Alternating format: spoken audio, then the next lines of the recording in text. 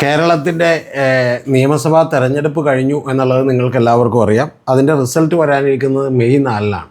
ഏതാണ്ട് ഒരു 11-12 ദിവസം കൂടി ഇനിയുണ്ട്. 12ാമത്തെ ദിവസമേ നമുക്ക് ഉച്ചയോടുകൂടി ഏതാണ്ട് റിസൾട്ട് അറിയാൻ കഴിയുള്ളൂ.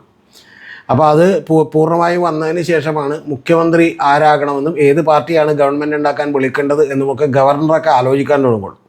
പക്ഷേ ഇത്തവണ ഗവർണർക്കൊന്നും വലിയ പണിയുണ്ടാവില്ല എന്നാണ് ഞാൻ വിചാരിക്കുന്നത്. അതിൻ്റെ പ്രധാനപ്പെട്ട കാര്യം, ഈ ഗവർണറൊക്കെ തീരുമാനിക്കുന്നതിന് മുമ്പ് തന്നെ ഇവിടെയുള്ള നമ്മുടെ ചാനലുകാരും മാധ്യമങ്ങളും ഒക്കെ കൂടി വലിയ അടി നടന്നുകൊണ്ടിരിക്കുകയാണ് ഇപ്പോൾ യഥാർത്ഥത്തിൽ.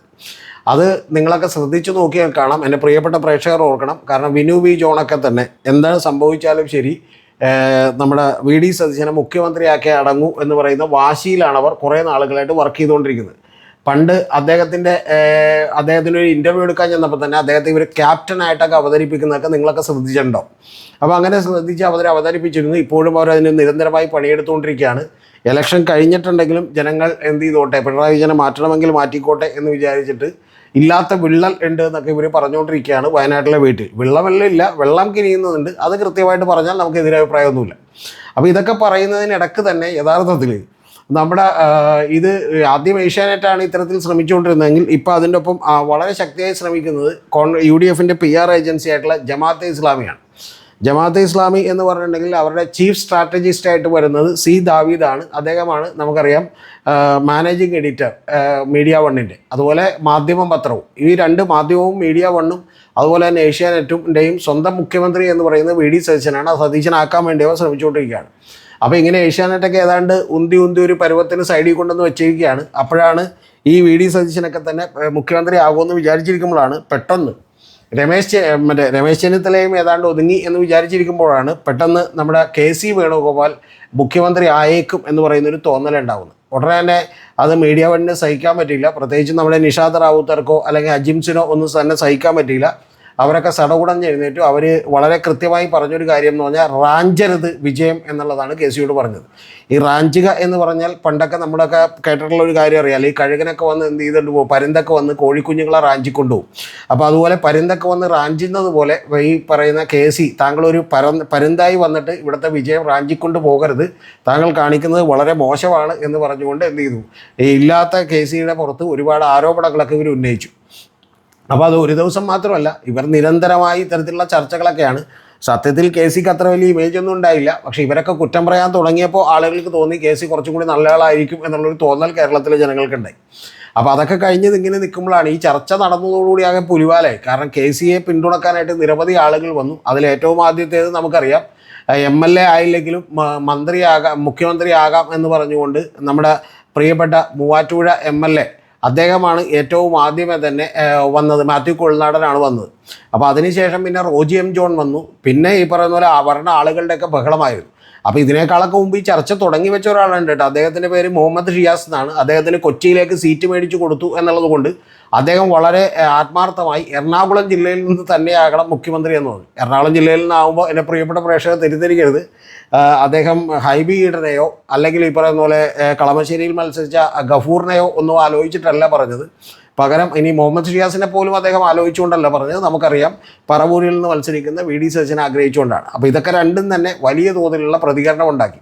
അപ്പോൾ ഇത്തരത്തിലുള്ള ആളുകളൊക്കെ തന്നെ അരിതാ ബാബു വരെയുള്ള ആളുകളൊക്കെ തന്നെ ചാടി എഴുന്നേൽക്കുകയും അവരെല്ലാവരും തന്നെ KC വേണുഗോപാലിനെ പിന്തുണക്കുകയും ചെയ്തു എന്നുള്ളതാണ് വാസ്തവം. ഇതിനെല്ലാം കൂടാതെ നമ്മൾ അറിയേണ്ടത് ഈ മുഹമ്മദ് ഷിയാസ് പറഞ്ഞതുകൊണ്ട് തന്നെ ഏതാണ്ട് നിലവിലുള്ള MP-മാരിൽ മഹാഭൂരിപക്ഷവും തന്നെ KC വേണുഗോപാലിനൊപ്പം തന്നെ നിൽക്കുകയും K. സുധാകരനെ മത്സരിപ്പിക്കാതിരുന്നതും MP-മാരെ മത്സരിപ്പിക്കാതിരുന്നതും ഒക്കെ തന്നെ ഹൈക്കമാൻഡിൻ്റെ തീരുമാനമല്ല, കേരളത്തിലെ ചില നേതാക്കളുടെ കടുംപിടുത്തത്തിന് വഴങ്ങിക്കൊടുത്താണ് എന്ന് പറഞ്ഞാൽ വി ഡി സതീശൻ്റെ കടുംപിടുത്തത്തിന് വഴങ്ങിക്കൊടുത്താണ് എന്ന് പറയുന്നൊരു അഭിപ്രായമൊക്കെ തന്നെ പറഞ്ഞിരുന്നു. അപ്പോൾ അതുകൊണ്ട് തന്നെ ഇത് രൂക്ഷമായിട്ടുള്ള ചർച്ചകൾക്ക് വിധേയമാവുകയും യഥാർത്ഥത്തിൽ KC വേണുഗോപാലിന് ഇല്ലാത്തൊരു എഡ്ജ് കിട്ടുകയും ചെയ്തു. അപ്പോൾ യഥാർത്ഥത്തിൽ ഇപ്പോൾ സംഭവിച്ചുകൊണ്ടിരിക്കുന്നത് ജമാഅത്തെ ഇസ്ലാമിയും അതുപോലെ തന്നെ മീഡിയ വണ്ണും പിന്നെ ഏഷ്യാനെറ്റും കൂടി നമ്മുടെ പ്രിയപ്പെട്ട വി ഡി സതീശൻ മുഖ്യമന്ത്രി ആകണം എന്ന് പറയുന്ന നിലപാടിലാണ്. മുഖ്യമന്ത്രി ആക്കിയേ ഞങ്ങൾ അടങ്ങൂ എന്ന് പറയുന്ന നിലപാടിലാണ്. മാധ്യമങ്ങൾക്കൊന്നും ഇത്ര വലിയ പ്രസക്തിയില്ല. സാധാരണ ഇത്തരം കാര്യങ്ങളൊക്കെ ഏതെങ്കിലും സോഷ്യൽ മീഡിയ വഴിയാണ് കൂടുതൽ ഡെവലപ്പ് ചെയ്യുന്നത്. മാധ്യമങ്ങൾക്കൊക്കെ അജണ്ടകളുണ്ട്. അപ്പോൾ ഇതൊക്കെ സംഭവിച്ചുകൊണ്ടിരിക്കുന്നതിനിടയിലാണ് അടുത്തൊരു സംഭവം ഉണ്ടാകുന്നത്. കാരണം KC വേണുഗോപാലിന് ഇപ്പുറത്ത് ബലം കൂടാണ്. ഒന്നാമത്തെ കാര്യം, കെ.സി. വേണുഗോപാലാണ് കോൺഗ്രസ് മത്സരിച്ച 90-ിലധികം വരുന്ന സീറ്റുകളിൽ മഹാഭൂരിപക്ഷം സീറ്റുകളിലേക്ക് 60ഓളം സീറ്റുകളിലേക്ക് അദ്ദേഹമാണ് സ്ഥാനാർത്ഥിയെ തീരുമാനിച്ചിട്ടുള്ളത്. അദ്ദേഹത്തിൻ്റെ ആളുകളാണ്. 20-21 സീറ്റുകൾ മാത്രമേ ആകെ വി.ഡി. സതീശന് കിട്ടിയിട്ടുള്ളൂ. പിന്നെ 4-5 ബാക്കിയുള്ള ആളുകൾക്കൊക്കെ കൂടി കിട്ടിയിട്ടുണ്ട്. ഒരു 10 ഒക്കെ ബാക്കിയുള്ള എല്ലാവർക്കും കൂടി കിട്ടിയിട്ടുണ്ട്, 10-15. അപ്പോൾ അത്തരത്തിലേ ഉള്ളൂ. അതുകൊണ്ട് തന്നെ വലിയ മെജോറിറ്റി, അതായത് ഈ തിരയിൽ എല്ലാവരും തന്നെ ജയിച്ചു വന്നാൽ മഹാഭൂരിപക്ഷം ഉണ്ടാകാൻ പോകുന്നത് കെ.സി. വേണുഗോപാലിനായിരിക്കും. കെ.സി. വേണുഗോപാലിനെ സംബന്ധിച്ച് 65 വയസ്സോളം ഉണ്ട്. ഇനി ഒരു 10 കൊല്ലം നോക്കിയിരുന്ന് മുഖ്യമന്ത്രിയാകാം എന്നൊന്നും വിചാരിക്കില്ല. അപ്പോൾ അതുകൊണ്ട് അദ്ദേഹം തന്നെ രംഗത്തിറങ്ങും എന്നുള്ളത് ഉറപ്പാണ്. അപ്പോൾ അദ്ദേഹത്തിന് വലിയ തോതിൽ സ്വീകാര്യത കൂടിക്കൊണ്ടിരിക്കുകയാണ്. കാരണം വെള്ളാപ്പള്ളി നടേശൻ അദ്ദേഹത്തിന് അനുകൂലമായിട്ട് ഇപ്പോൾ രംഗത്ത് വന്നിരിക്കുന്നു, കെ.സിയെ പുകഴ്ത്തിയിരിക്കുന്നു. അദ്ദേഹമല്ലേ ഈ പറയുന്ന എല്ലാ ഏകോപനവും നടത്തിയത്, കൂടാതെ ഫണ്ട് കൊണ്ടുവന്നത് അദ്ദേഹമല്ലേ എന്ന് പറഞ്ഞുകൊണ്ടിരിക്കുന്നു. ഇത് കേട്ടിട്ട് നമ്മുടെ നിഷാദ് റാവുത്തറിനൊന്നും സഹിച്ചില്ല. കാരണം ഇവിടെ നിന്ന് വെള്ളം കോരിയവനും വിറക് വെട്ടിയവനും ഒക്കെ വിജയം അർഹിക്കുന്നത് അവർക്കാണ്, അല്ലാതെ കെ.സി. വേണുഗോപാലല്ല എന്നൊക്കെ പറഞ്ഞ് രോഷം കൊള്ളുന്നുണ്ട്. കൂടാതെ നമ്മൾ അറിയേണ്ടത്, ഞാൻ മനസ്സിലാക്കുന്നിടത്തോളം വെച്ച് സുകുമാരൻ നായർ സാറുമൊക്കെ തന്നെ ഈ പറഞ്ഞ NSSൻ്റെ നേതാവൊക്കെ തന്നെ പെരുന്നയിലെ പോപ്പായിട്ടുള്ള അദ്ദേഹത്തിൻ്റെയൊക്കെ തന്നെ ഉള്ളിൻ്റെ ഉള്ളിൽ വി.ഡി. സതീശനേക്കാൾ കുറച്ചുകൂടി ഇഷ്ടം എന്ന് പറയുന്നത് കെ.സി. വേണുഗോപാലോ അല്ലെങ്കിൽ രമേശ് ചെന്നിത്തലയോ വരട്ടെ എന്നാണ്. പക്ഷേ ഇപ്പോഴത്തെ ഒരു സിറ്റുവേഷൻ രമേശ് ചെന്നിത്തലയ്ക്ക് വലിയ സ്കോപ്പില്ല എന്നുള്ളത് എല്ലാവരും മനസ്സിലാക്കിയിരിക്കുന്നു. കാരണം കെ സുധാകരനൊക്കെ തന്നെ 2 ആഴ്ച മുമ്പ് രമേശ് ചെന്നിത്തല വരട്ടെ എന്ന് പറഞ്ഞാണ്. പക്ഷേ രമേശ് ചെന്നിത്തലക്ക് വി.ഡി. സതീശനെ മാറ്റിക്കൊണ്ടൊരു മുഖ്യമന്ത്രിയാകാൻ കഴിയില്ല എന്നുള്ളൊരു തോന്നലുണ്ടായിരിക്കുന്നു. അതുകൊണ്ട് എല്ലാവരും തന്നെ ഏതാണ്ട് കെ.സിക്ക് മുന്നിൽ അണിനിരക്കുന്നു എന്ന് പറയുന്നൊരു വാസ്തവമാണുള്ളത്.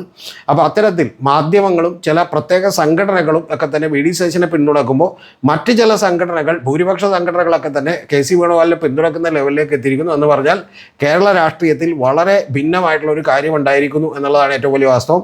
ഇനി ചിരിക്കാനുള്ളൊരു കാര്യം എന്ന് പറയുന്നത്, ഇതൊന്നും ആലോചിച്ച് ബുദ്ധിമുട്ടേണ്ടി വരില്ല എന്നാണ് എനിക്ക് തോന്നുന്നത്. കാരണം ഇടതുപക്ഷത്തിനാണ് ഭൂരിപക്ഷം കിട്ടുന്നതെങ്കിൽ പിന്നെ അത് പെരുന്നയിൽ നിന്നോ അല്ലെങ്കിൽ വെള്ളാപ്പള്ളി നടേശനോ അല്ലെങ്കിൽ ഈ പറയുന്ന പോലെ ഏഷ്യാനെറ്റോ മീഡിയ വണ്ണോ ഒന്നും ബുദ്ധിമുട്ടേണ്ട ആവശ്യം വരില്ല. അത് ഇപ്പോൾ ആരാണെന്നുള്ളത് അവർ തീരുമാനിച്ചോളും. മിക്കവാറും പിണറായി വിജയൻ തന്നെയായിരിക്കും കുറച്ച് നാളത്തേക്ക്.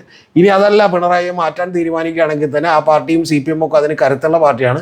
പക്ഷേ കോൺഗ്രസിനെ സംബന്ധിച്ച് അങ്ങനെയല്ല. കാരണം പല ആളുകളുടെയൊക്കെ പിന്തുണ ആവശ്യമുണ്ട്. അതുകൊണ്ട് തന്നെ കെ.സി. വേണുഗോപാൽ പിന്തുണ അഭ്യർത്ഥിച്ചുകൊണ്ട് മുസ്ലിം ലീഗിനെ ചെന്ന് കണ്ടിരുന്നു. അദ്ദേഹത്തിൻ്റെ ദൂതൻ AP അനിൽകുമാർ പോയി കണ്ടിരുന്നു എന്നുള്ളത് വാസ്തവമാണ്. അപ്പോൾ അത്തരത്തിലുള്ള കളികളൊക്കെ നടന്നുകൊണ്ടിരിക്കുകയാണ്. എന്തായാലും കളികൾ തുടരട്ടെ. എല്ലാവിധ ആശംസകളും നിഷാദ് റാവുത്തറിനും അതുപോലെ മീഡിയ വണ്ണിനും ജമാഅത്തെ ഇസ്ലാമിക്കും, കാരണം അവരുടെ മുഖ്യമന്ത്രിയും ആഭ്യന്തരമന്ത്രിയും ഒക്കെ ഉണ്ടാവട്ടെ.